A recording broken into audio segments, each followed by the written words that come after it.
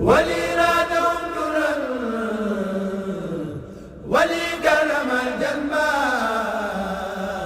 أقاسني الحنان من كيد من خلا وسالكنا للخل لي بر ما ينبا. السلام عليكم ورحمة الله تعالى وبركاته. Serigne Bassirou Mbacké, fils de Serigne Mountakha, qui est le représentant de Serigne Mountakha, le leader de tous les mourides, pour dire le khalife général des mourides, ici présent. Les chefs religieux présents ici en ce jour de commémoration, venus du Sénégal et d'ailleurs pour accompagner les activités de la caravane de Mayomba sur les traces de Cheikh Ahmadou Bamba. Mes chers compatriotes ici présents, Monsieur l'ambassadeur, son Excellence Monsieur Thiaw, ainsi que la forte délégation qui l'accompagne, Messieurs les organisateurs de cette caravane initiée par Feu Serigne Fallou Bousso Gabon, que Dieu agrée ses œuvres et le couvre de sa vaste miséricorde. Chers Gabonais, chères Gabonaises, le thème de cette conférence s'intitule La continuité de la revivification de l'islam par Cheikh Ahmadou Bamba à l'aube de ce tout nouveau siècle musulman. Comme vous le savez tous, le Cheikh nous a quittés en l'an 1346 de l'Hégire. Cette année 1446 de l'Hégire qui commence en ce mois béni de Muharram, premier mois du calendrier musulman, est la 100e année.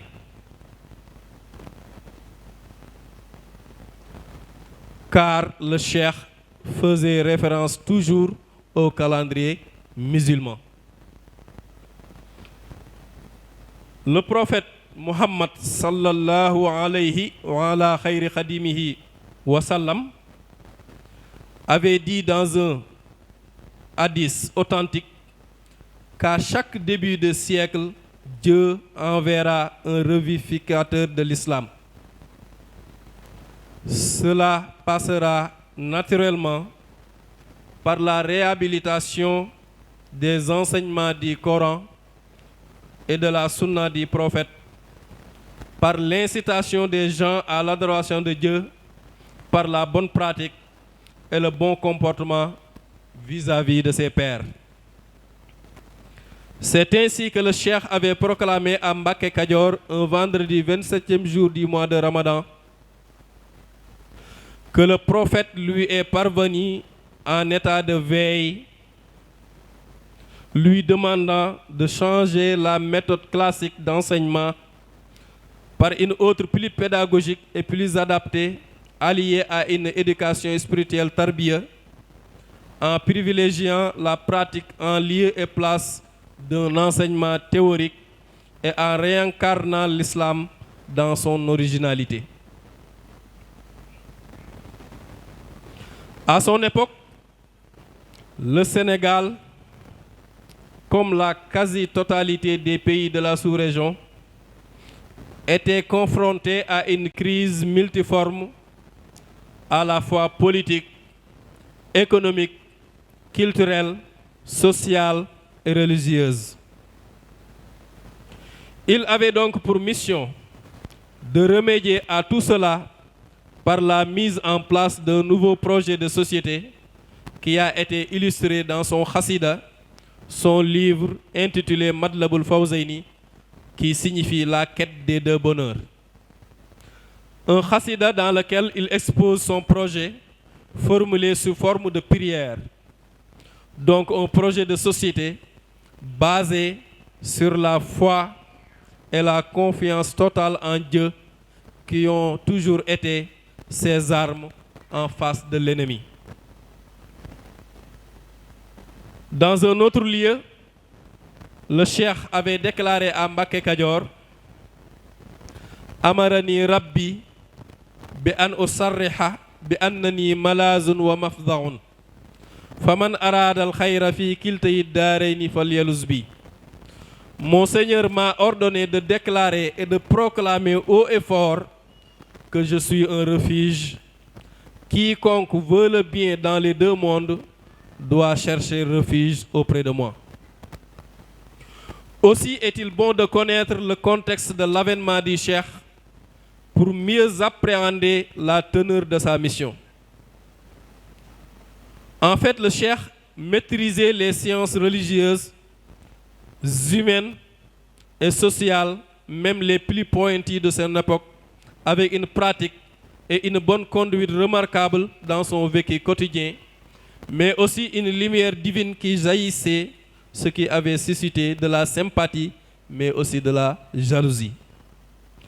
Les gens accouraient de partout pour venir le rejoindre, car ils avaient été mis au parfum du bien, des bénédictions et des innombrables bienfaits émanant de lui envers toutes les personnes. Ce qui a provoqué la colère et le courroux des chefs traditionnels, de certains chefs religieux qui voyaient en lui un redoutable concurrent direct.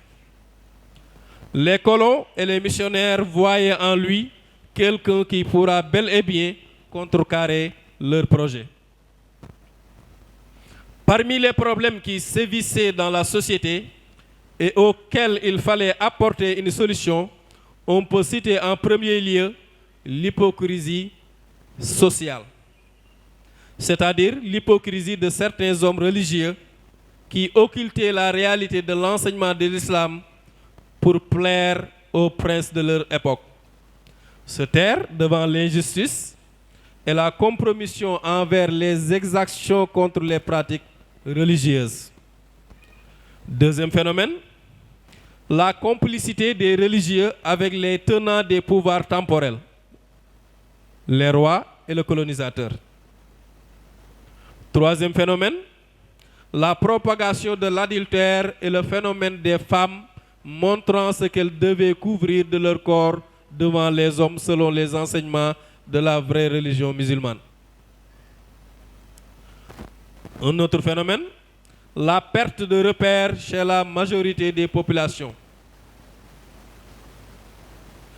Et le cheikh est venu pour leur redonner ce sentiment de fierté et de dignité qui faisait défaut.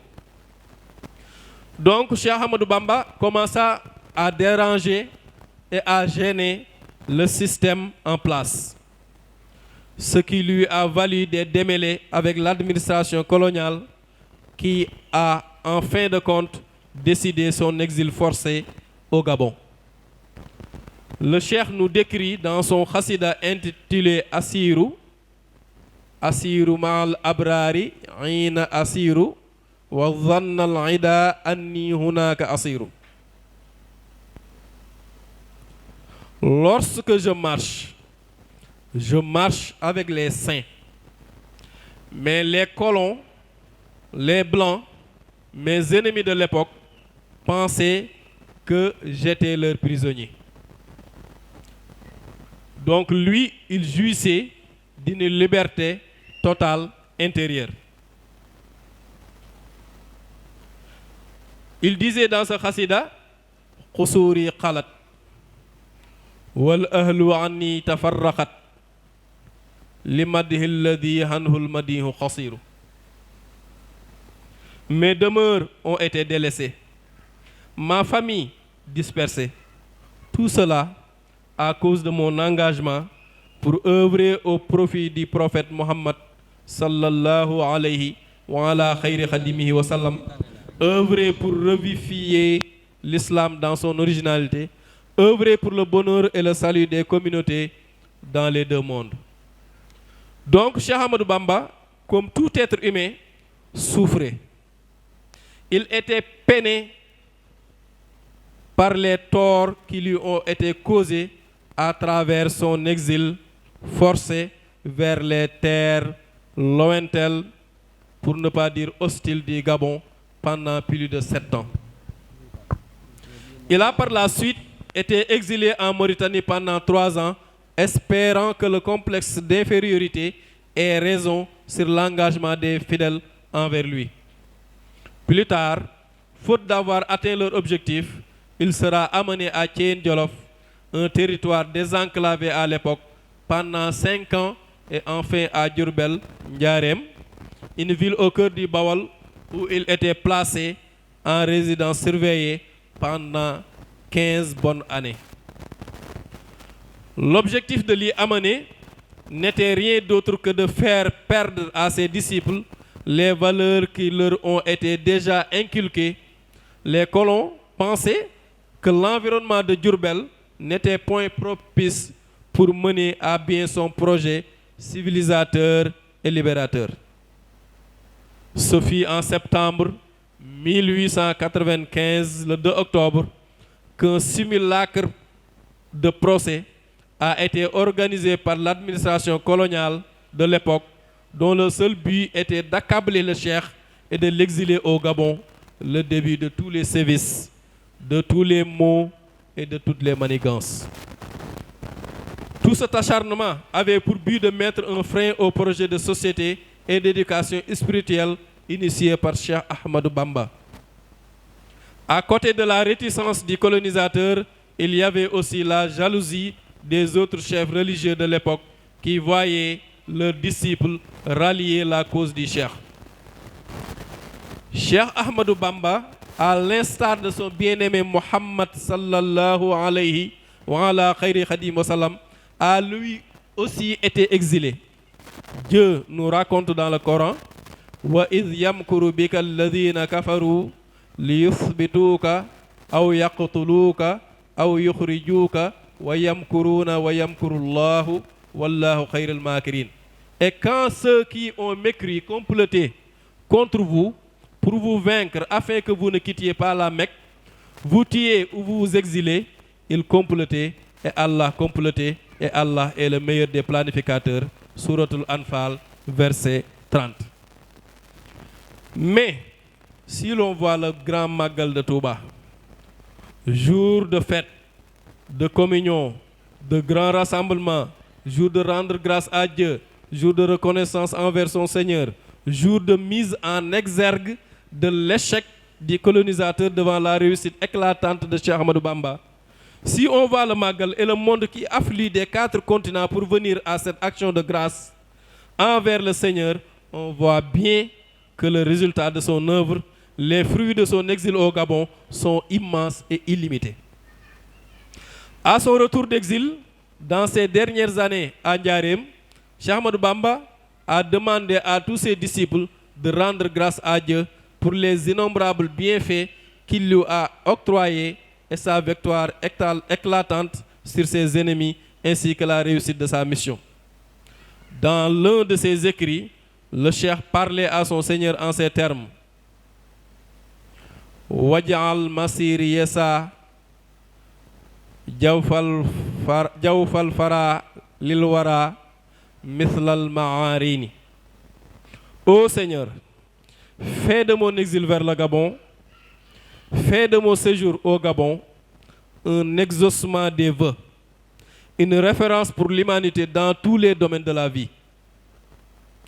Ici, dans ce vers, le cheikh fait référence au fameux proverbe arabe qui dit Kullu saydi fi jawfil fara.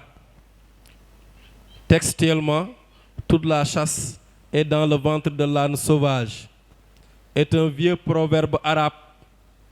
Comme tous les proverbes, il y a une histoire derrière. Et l'histoire est ceci. Un jour, 3 hommes sont partis chasser. L'un a ramassé un lapin. L'autre a ramassé un faon, pour dire un cerf. Et le troisième a ramassé un grand âne sauvage. Celui qui a ramassé le lapin et celui qui a ramassé le cerf étaient contents de la bonne prise qu'ils avaient obtenue. et ils commencèrent à se moquer de celui qui a ramassé l'âne. Et ce dernier leur dit, toute la chasse est dans le ventre de l'âne sauvage, c'est-à-dire la quantité et la qualité de ce que j'ai acquis sont bien supérieures à ce que vous avez tous combiné. Ceci se traduit plus clairement par le fait que le Cheikh Ahmadou Bamba détient une réponse à toutes les problématiques qui se posent à l'humanité sur tous les plans social, politique, économique, géopolitique, etc. Cheikh Ahmadou Bamba détient une réponse pour quiconque veut s'élever spirituellement et retourner vers son Seigneur. C'est donc un projet de société qui allie le temporel au spirituel. L'objet étant de faciliter la vie d'ici-bas et celle de l'au-delà et correspond à ce que le prophète de l'islam avait mis en place au VIe siècle et qui a été délaissé par l'usure du temps et des pratiques humaines. Ainsi, Cheikh Ahmadou Bamba a reçu l'ordre du prophète de revivifier cette pratique originale de l'islam, de redonner vie au cœur des adeptes à travers les purs et profonds enseignements du Coran et dans la sunna du prophète, les livres les plus purs. Malgré tout ce que je viens d'évoquer, c'est-à-dire la séparation du cheikh avec sa famille, l'exil des privations et les privations de liberté, le changement de climat, une pluviométrie 9 mois sur 12, Cheikh Ahmadou Bamba y voyait l'exaucement des vœux de tous les êtres humains. Il disait dans son khassida intitulé Yaad al-Busharati, Allahu yansuruni wal khalqu tatba'uni fil barri wal bahri za naf'in bila darari. Donc c'est là où réside le message, la mission que nous devons porter, des bienfaits sans méfaits. Pour traduire ce vers, on peut dire, j'ai la certitude que Dieu m'a aidé et continuera de m'aider, que toutes les créatures me suivront, venant des mers et des terres, car je détiens des bienfaits dépourvus de tous méfaits. Donc il faut que le message de Cheikh Ahmadou Bamba soit porté par des hommes compétents comme Serigne Ahmadou et qui puissent véhiculer cela dans toutes les langues possibles. moo tax may wax sëñ Ahmadou ne ko ni nga amee diine yàlla na yokk, ni nga bëggee sëriñ bi yàlla na yokk, ni nga amee xam-xam bu sell yàlla na yokk. boo déggoon anglais musiba lay doon, ndax koo waxal mu dugg ci xolam te da nga dugal ay junni ci diine ji. war naa koo jàngi jooju damay jox xissa boo xam ne ni sëñ Ahmadou Bari yu dañoo toog di waxtaan ma koy leeral américain yi may jàngal ak ñi may feral ijjëg ñi may jàngal xam téere sëriñ bi di ko wan ni ma koy jàngalee. ci la may nettali ne ma mas naa dem ci benn colloque boo xam dañ ko ca yabaloon ci turu yoonu murit, waaye ba mu demee ba mu fa jógee la ne faaw ma jaayante jàng anglais ngir tasaare njàngalem sëriñ, ndax booba suñ yeneen mbokk surtout ñaseen yi ñoo fa nekk dégg anglais, ñoo doon yëkkati xasida ak bàyyi ñas yi di ko leeral képp ku fa ñëw ñoom rek ngay waxal ndax ñoom rek fa dégg anglais. waaye nañu leer ne féeg ñi ngi wax wolof dong bu ñuy waxtaan suñu njàngaleem sëriñ bi du weesu Sénégal, Gambie ak frontières yi. ngir àdduna bépp xam kan mooy Sëriñ Tuubaa faaw ñuy wax ci français, ci anglais, ci arabe, ci chinois, ci allemand, ci yeneen langues yi. C'était une seule digression en wolof, donc retournons à nos moutons. Cette édition de la caravane Mayomba a la particularité de privilégier le savoir et les savants dans le but d'atteindre les vraies cibles. La mission du Cheikh a été accomplie pour l'essentiel au Gabon. Donc il faut que cela se sente au Gabon comme il faut. Mais un long chemin reste à parcourir. Je vais prendre les propos de Serigne Abdoul Aziz Mbacké Madialis qui disait que les mourides donnent l'image d'un peuple qui cultive un champ de bananes sur une terre dont le sous-sol est rempli de diamants. Pour atteindre l'objectif de vulgarisation de la mission de Cheikh Ahmadou Bamba, il faut éviter les débats partisans ainsi que le fanatisme. Il faut privilégier la cohésion et la communion.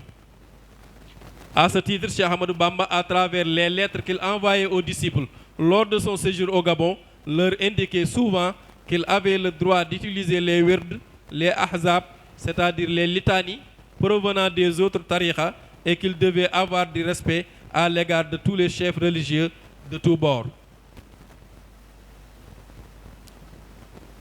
De ce fait, on peut dire alors que le cheikh est un don de Dieu, un bien public qu'il a offert à toute l'humanité.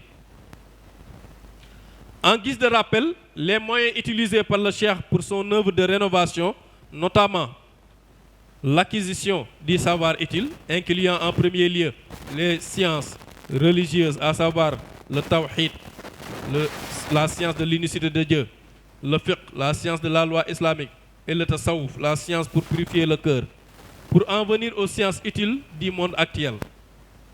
En deuxième lieu, la tarbiya, l'éducation spirituelle, par des moyens adéquats et adaptés selon les individus aspirants. En troisième lieu, la rénovation de la conscience collective, donc une conscientisation régulière et permanente. Et enfin, le khidma. La notion de khidma est une spécificité dans la vision de Cheikh Ahmadou Bamba. Il s'agit du don de soi pour le bien-être de la communauté. Je pense surtout à mes condisciples Baye Fall. C'est une action entreprise par la personne sans contrepartie et dans le seul but d'aider le plus grand nombre. Le khidma est toute activité qu'une personne entreprend au profit des créatures pour gagner la satisfaction de son Seigneur et pas simplement pour un retour financier ou un intérêt immédiat.